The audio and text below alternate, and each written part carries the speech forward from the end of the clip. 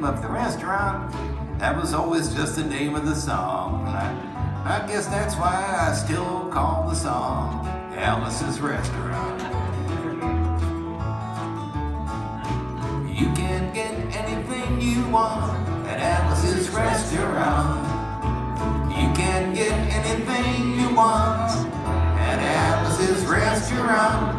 Walk right in, it's around the back, just a half a mile from the railroad track. And you can get anything you want at Alice's Restaurant. Well, it all started about 50 years ago. 50 years ago on Thanksgiving, when my friend and I decided to go up and visit Alice at the restaurant. But Alice didn't used to live in the restaurant. She used to live in the church nearby the restaurant in the bell tower with her husband Ray and Fata the dog. And living in the bell tower like that, they used to have a lot of room downstairs where the pews used to be. And seeing as how they took out all of the pews and having all that room, they decided that they didn't have to take out their garbage for a long time. We got up there, found the place was filled with garbage, and we decided it'd be a friendly gesture for us to take the garbage down to the town dump. So we took a half a ton of garbage, put it in the back of a red VW microbus, took shovels and rakes and implements of destruction, and headed on toward the town dump. We got there. There was a sign, a chain across the road saying, "Closed on Thanksgiving." And we had never heard of a dump being closed on Thanksgiving before. So with tears in our eyes, we drove off into the sunset, looking for another place to put the garbage, and we didn't find one. Till we come to a side road. And off of the side road, there was a 15-foot cliff, and at the bottom of the cliff, there was another pile of garbage. And we decided that one big pile would be better than two little ones, and rather than bring that one up, we decided to throw ours down. And that's what we did, drove back to the church, had a Thanksgiving dinner that couldn't be beat, went to sleep and didn't get up until the next morning when we got a phone call from Officer Obie. He said, "Kid, we found your name on an envelope at the bottom of a half a ton of garbage. Just wanted to know if you had any information about it." And I said, "Yes, sir, Officer Obie. I cannot tell a lie. I put that envelope under that garbage." It was after talking to Obie for about 45 minutes over the telephone that we finally arrived at the truth of the matter. And Obie said we had to go down and pick up the garbage. We also had to go down and talk to him at the police officer station. Now, friends, there was only one of two things that Obie could have done at the police officer station, and the first thing was he could have given us a medal for being so brave and honest over the telephone, which wasn't very likely, and we didn't expect it. And of course, the other possibility was that, well, he could have bawled us out and told us never to be seen driving garbage around the vicinity again, which is what we expected. But when we got to the police officer station, there was a third possibility we hadn't counted upon, and we was both immediately arrested, handcuffed. And I said, "Obie, I don't think I can pick up the garbage with these handcuffs on." He said, "Shut up, kid. Get in the back of the patrol car." We sat in the back of the patrol car and drove to the, quote, "scene of the crime," unquote.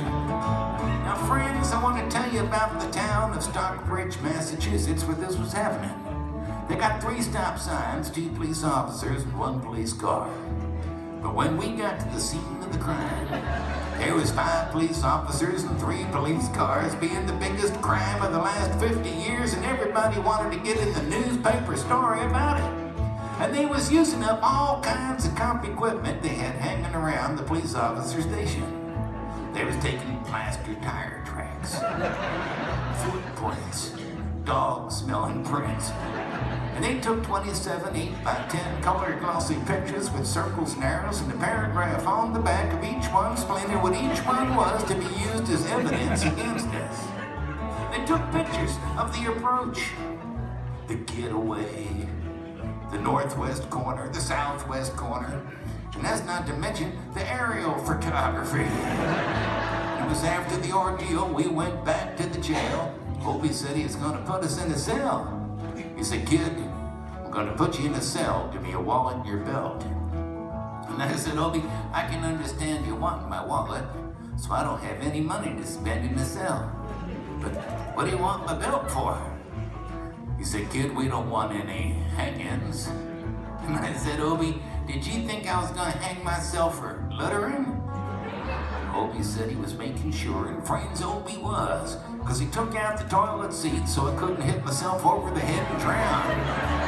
Took out the toilet paper so I couldn't bend the bars, roll the toilet paper out the rolls, out the window, slide down the roll, having to escape and get away. And Obie was making sure, all right. And it was about 4 or 5 hours later that Alice, remember Alice? This is still the song about Alice. And she'd come by, and with a few nasty words to Obie on the side, she bailed us out of jail. We went back to the church, had another Thanksgiving dinner that couldn't be beat, went to sleep and didn't get up until the next morning when we all had to go to court. We walked in, sat down. Obie come in with the 27 8x10 colored glossy pictures with the circles and arrows and a paragraph on the back of each one explaining what each one was to be used as evidence against us, and he sat down. A man come in. He said, "All rise!" And we stood up, and Obie stood up with the 27 8x10 colored glossy pictures, and the judge walked in, sat down with a CNI dog. He sat down, we sat down. Obie looked at the CNI dog, then at the 27 8x10 colored glossy pictures, and looked at the CNI dog. And Obie began to cry, as Obie come to the realization that this was a typical case of American blind justice. And there was no way the judge was going to look at the 27 8x10 colored. Well, it didn't matter, because we was fined $25 each, and we had to pick up the garbage in the snow. But of course, that's not what I came to talk about. I just thought I'd mention it. I thought I'd talk a little bit tonight about the draft, and for those that wasn't there or don't know or can't remember, back in those days, we used to have a thing called the selective service system, which meant that when you was a guy and you turned 18, you had to register with the selective service so that you could select some kind of service that might be of interest to you. If your choice was none of the above, they would help you by making a selection for you. And to do that, they had buildings all across America where you had to go in, get injected, inspected, detected, infected, neglected, and selected. And I remember I had to go in there one morning a long time ago for my physical examination. It was on Whitehall Street in New York, and I remember I got good and drunk the night before, because I wanted to feel my best when I went in that morning. I mean, I wanted to feel like, I wanted to be like the all-American kid. And when I went in that morning, I was hung down, I was brung down, I was hung up, I was all kinds of mean, nasty, ugly-looking things, and I walked in, I sat down. They gave me a piece of paper, said, "Kid, see the psychiatrist, room 604. I went in there, I said, "Shrink, I want to kill. I want to see blood, gory guts, and veins in my teeth, eat dead, burned bodies. I mean, kill. And I started jumping up and down, yelling, kill. And he started jumping up and down with me, and we was both jumping up and down, yelling, kill. Till the sergeant come over, pinned a medal on me, set me down the hall, saying, "You're our boy." I didn't feel real good about it. And I proceeded on down the hall, getting more injections, inspections, and all kinds of stuff that they was doing to me at the thing there. And I was there for 2, 3, 4, 5 hours. I was there for a long time, going through all kinds of mean, nasty, ugly things. And They was inspecting and injecting every single part of me, and they was leaving no parts untouched. But I proceeded through until I finally come to see the very last man. I walked up, I said, "What do you want to see me about?" He said, "Kid, we only have one more question.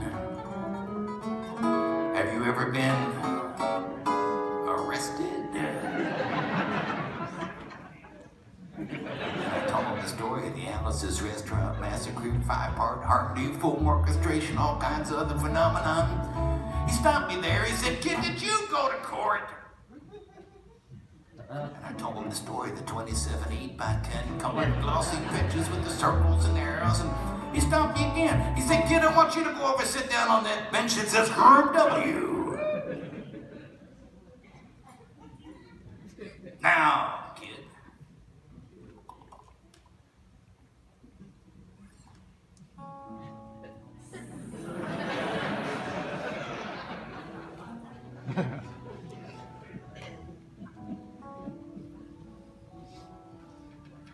I went over there.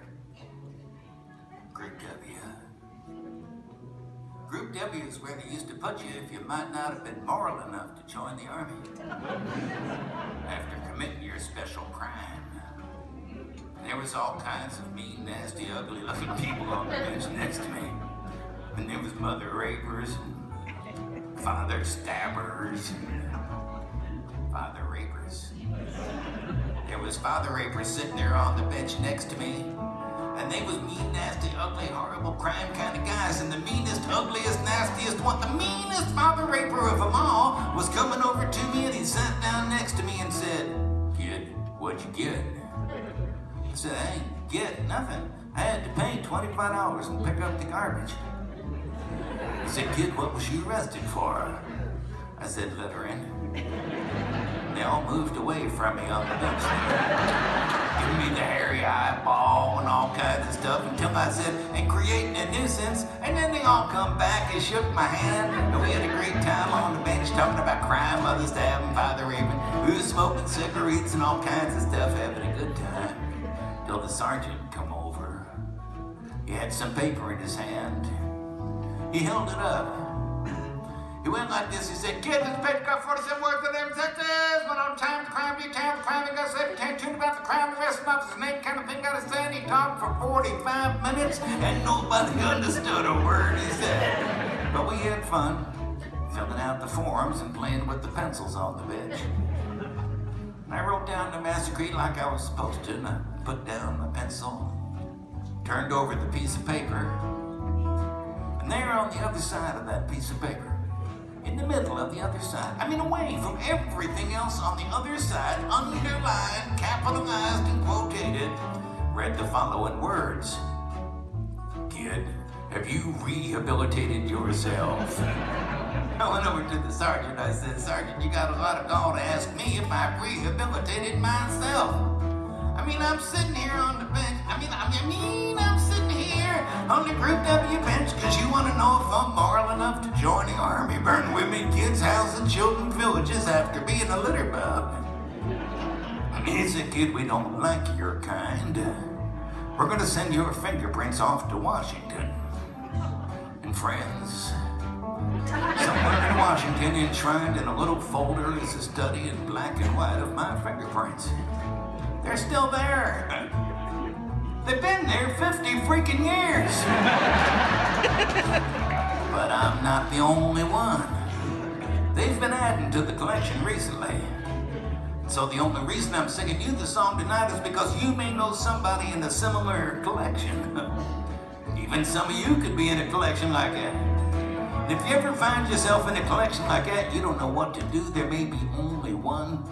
Well, there may not actually be much you can do, but there's something you can try. And that's to be wherever it is that you are, as it were. Stop whatever you're doing. Just take a moment. Go something like this. You just say, "You can get anything you want at Alice's Restaurant." That's it. Just a couple of bars of the old song. I mean, imagine one person trying that today. Probably not worth collecting. But imagine two of them.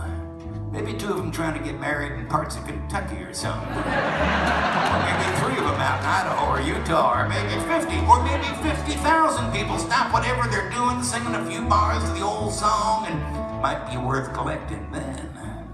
Not only that, you get enough people singing a song like that, and even the people collecting might start joining in.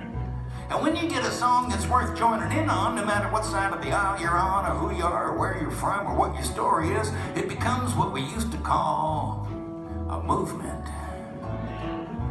Now, one of these days, somebody's going to write a song like that. It's not this one, but every generation needs their own songs.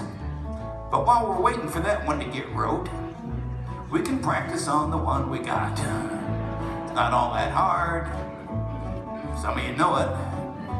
So we'll just wait for it to come around again here on the guitar. Give it a shot. You can get anything you want at Alice's restaurant. You can get anything you want at Alice's restaurant. Walk right in, it's around the back, just a half a mile from the railroad track. You can get anything you want at Alice's restaurant. No, that sucks. Even from Wilmington, it sucks. Come on. You want to change the world, you want to do something, you got to sing loud enough to be worth collecting. You know what I'm saying? I could sing this for another 50 freaking years. I'm not proud or tired yet. So we'll just wait for it to come around here. Here it is. Help me out. You can get anything better at Alice's restaurant. Except in Alice, you can get anything you want at Alice's restaurant. Walk right in, it's around the back, just a half a mile from the railroad track. You can get anything you want at Alice's restaurant.